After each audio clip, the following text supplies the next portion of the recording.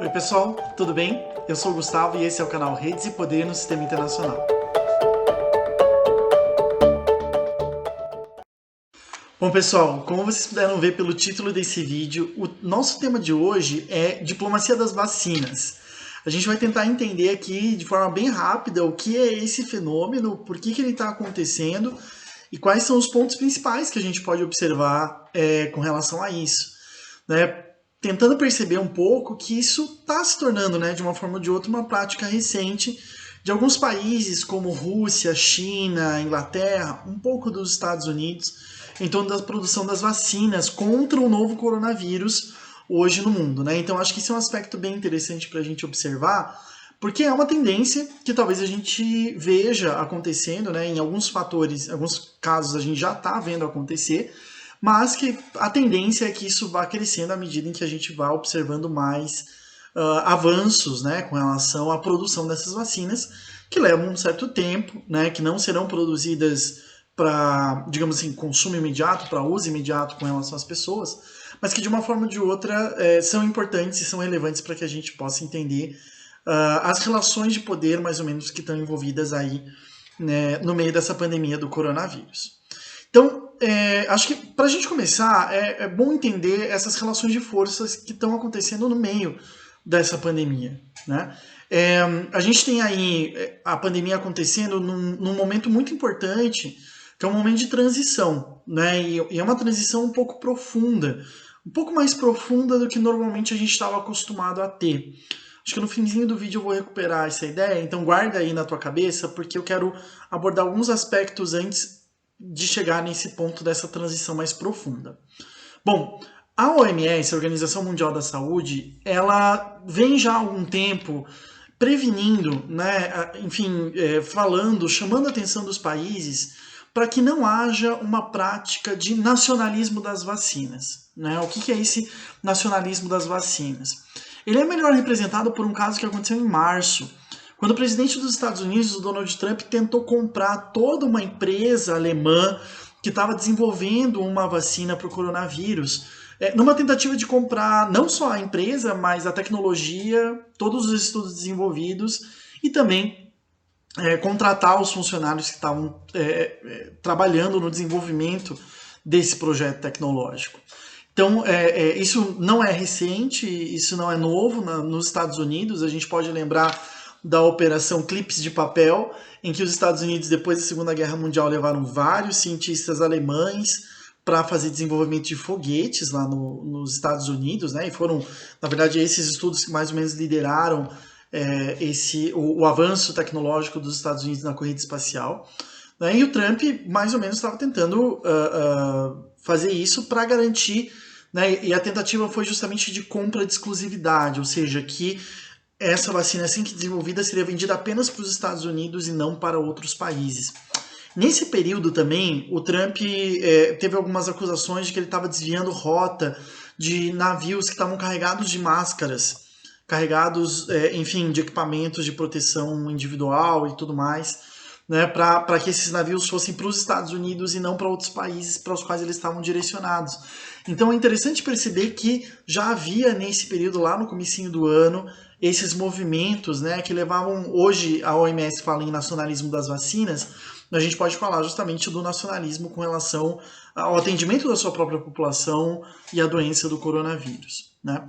Teve uma reunião que aconteceu agora no último dia 13, em que o diretor-geral da OMS, da Organização Mundial da Saúde, que é o Tedros Ghebreyesus, que é um etíope, ele alertou contra esse tipo de nacionalismo de novo e sinalizou a importância da gente estar muito atento aos custos de desenvolvimento de uma vacina antes, meio que prevendo que é necessário investir muito nessa vacina.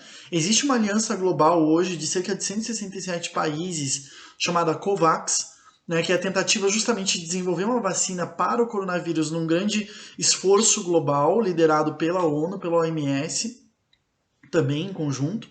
Né? Mas que a gente tem que ficar muito atento a esses custos que serão investidos, porque a gente vai ter tendencialmente uma segunda onda. Nós teremos uma nova onda de infecções, né? Aqui no Brasil, nos Estados Unidos, alguns dizem que será uma grande onda, né? Porque a gente não chegou a ter uma diminuição nos casos nem no número de mortes, mas a tendência é que no mundo, até o desenvolvimento dessa vacina, a gente tenha as 2 ou mais ondas de contaminação que trarão prejuízos econômicos, sociais e pessoas mortas principalmente, né? Então é interessante a gente perceber que o desenvolvimento dessas vacinas ela afeta o futuro próximo dos países no mundo, né? E por isso ela tem se tornado tão estratégica e algo tão importante de ser desenvolvido também. Nessa mesma reunião do dia 13, a Mariângela Simão, que inclusive é brasileira, mas está ocupando agora o cargo de diretora da OMS para o acesso a medicamentos, vacinas e produtos farmacêuticos, anunciou que até essa semana, né, até o último dia 13, existiam cerca de 200 produtos que potencialmente podiam virar vacinas, né, registrados junto à OMS. É um número grande, né, 200. Mas desses 200, apenas 5 ou 6 estão naquela chamada terceira fase das vacinas, né? Ou seja, quando elas já não são mais testadas em animais e passam para o teste ser feito em humanos. Então, é um número muito reduzido dessas vacinas que estão sendo testadas em seres humanos, né? E mesmo dessas 5 ou 6, nenhuma pode ser considerada finalizada, nenhuma pode ser considerada fechada, digamos assim, né? Então a gente está nesse processo de tentar encontrar essa vacina e isso está se tornando uma questão muito estratégica para diversos países. E é justamente em razão desse cenário de incertezas que acho que todos nós ficamos muito surpresos quando no início dessa semana agora foi anunciado que o governo estadual do Paraná tinha fechado um acordo para comprar vacinas russas, né?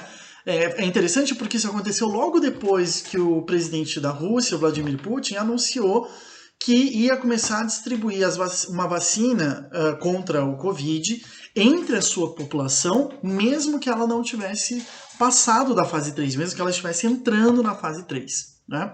E a gente vê a importância geopolítica disso já no nome que o Putin deu para essa vacina, né, que ele chamou de Sputnik V, né, trazendo um pouco a lógica da Guerra Fria, né, a discussão lá do avanço, né, com relação aos Estados Unidos e tudo mais que foi feito nesse período, usando o nome do satélite, né, o primeiro satélite a sair da órbita, né, sair da atmosfera terrestre, né, enfim, entrar em órbita, que é justamente o Sputnik, né.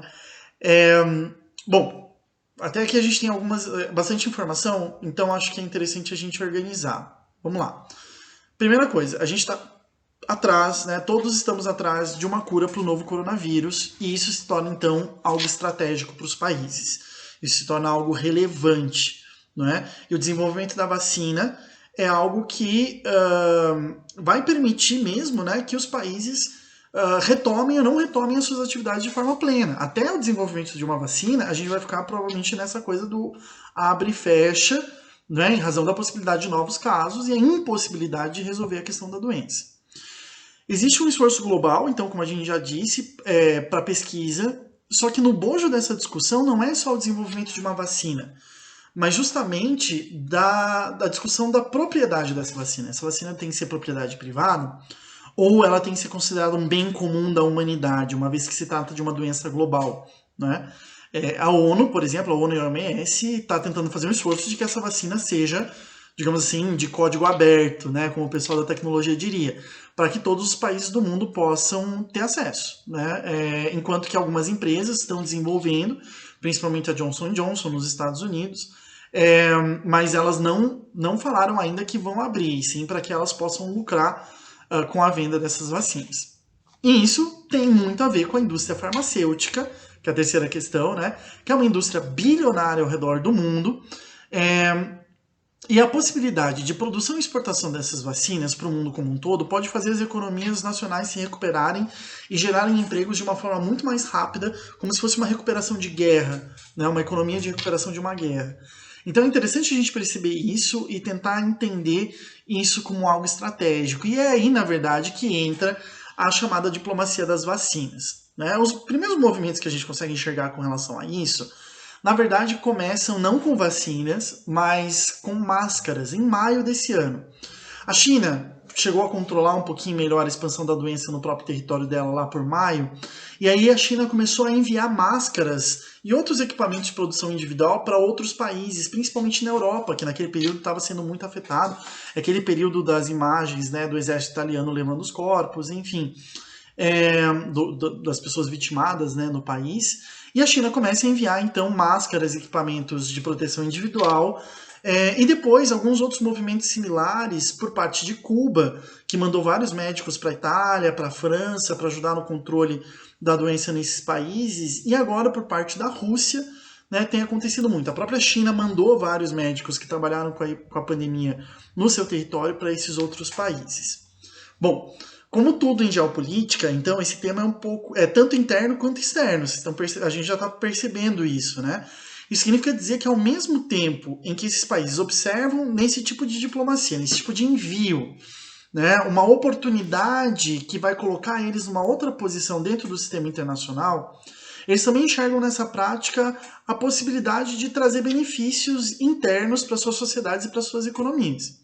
Nesse sentido, esse tipo de diplomacia não é muito diferente dos outros tipos de diplomacia que já são feitos pelos países ao redor do mundo, né? E ao longo da história. Então, por exemplo, os países fazem diplomacia econômica, diplomacia cultural, mesmo diplomacia militar, né? Então, a questão da saúde, talvez ela apareça mais por ser uma novidade em razão do coronavírus e da pandemia, um fato novo, né? Mas o fato também, tem uma questão importante aí, de que os principais fornecedores desse tipo de ajuda não são mais os países da Europa ou da América do Norte, que durante o século XX inteiro foram os principais articuladores desse tipo de ação, por terem sido considerados, né, e terem de fato alcançado um nível de industrialização, principalmente e também, né, da área farmacêutica muito forte, muito grande.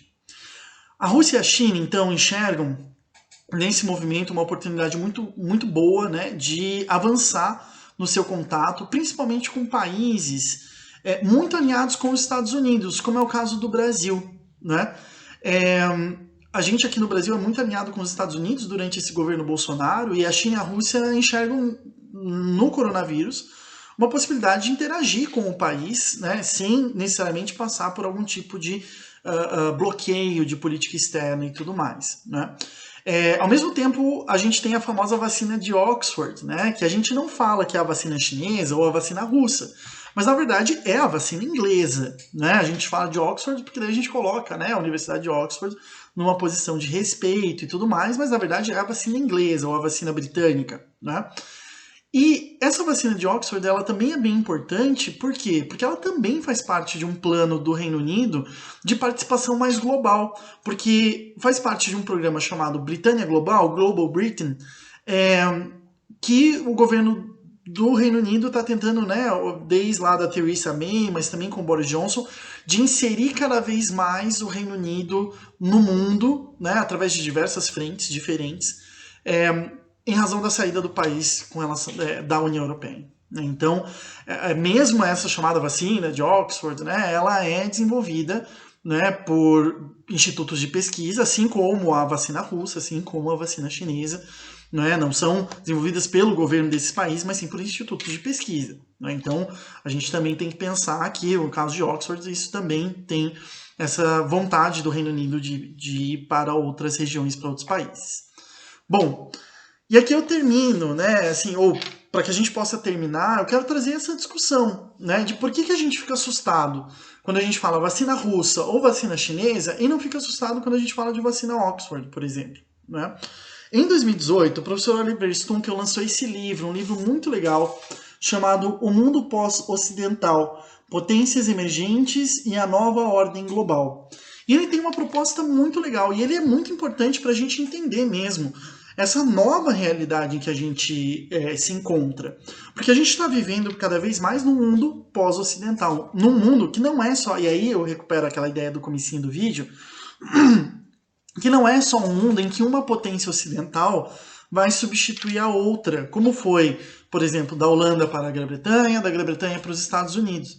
Na verdade, agora a gente está entrando num mundo que não fala nos códigos, não fala 100% nos códigos ocidentais apenas, né? E a gente pode enxergar essa diplomacia da vacina um pouco como sintoma desse movimento, um pouco como sintoma dessas questões. Né? Eu vi alguns comentários, principalmente no noticiário brasileiro, que é extremamente americanófilo, né? Falando que a vacina russa não era segura, porque não tinha publicações científicas que comprovavam ela e tudo mais. Mas teve um especialista russo que, dando uma entrevista para Al Jazeera, aí a importância da gente ouvir outras vozes também, e esse especialista é crítico do governo Putin, então não seria uma pessoa, enfim, desconfiável, né, nesse sentido. E ele rejeitou essa afirmação, porque ele falou, não, existem vários estudos, não que necessariamente estão comprovados que essa vacina é a solução, mas que confirmam a razoabilidade de usar ela em pessoas, né, a possibilidade desse uso, só que esses e são artigos publicados em revistas científicas, portanto aceitos pela comunidade científica, mas que na verdade estão sendo publicados em russo. Isso é algo muito importante para a gente, né? Porque existe ciência sendo produzida nesses países seriamente, assim como existe no Brasil. Só que a gente acha que não tem porque não aparece nesses grandes símbolos ocidentais que nós temos até hoje como grandes elementos. Não estou dizendo que não seria importante publicar na Science ou na Nature ou na Lancet, né, que agora está virando essa referência com relação ao Covid, mas talvez isso seja um aspecto importante dessa transição geopolítica mundial que a gente está observando.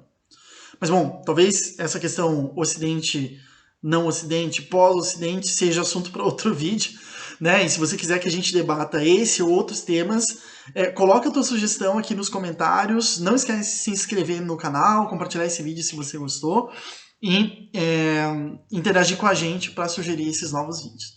Tá bom, gente? Obrigado e até mais!